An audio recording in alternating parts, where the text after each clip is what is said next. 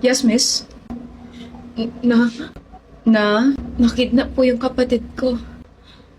Upo ka muna. Tumawag po sila sa akin kagabi. Hello? Hawak namin kapatid mo. Ha?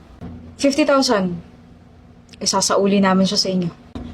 Siyempre nagpanik po ako. Binigay ko kaagad yung 50,000 na hinihingi nila pero hindi pa rin po nila sinauli yung kapatid ko.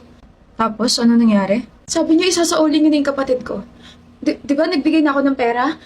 O, balikin na yung kapatid ko. Nasaan na yung kapatid ko? Anong ginawa niya sa kapatid ko? Ang ingay! Eh di pinakain muna namin siya ng mga ipis. Nasaan yung litrato? Nandito po sa phone ko. Ayan po. Miss, wala naman. Basta nag-send sila ng picture na may dalawang ipis sa bibig na kapatid ko tapos umiiyak po siya.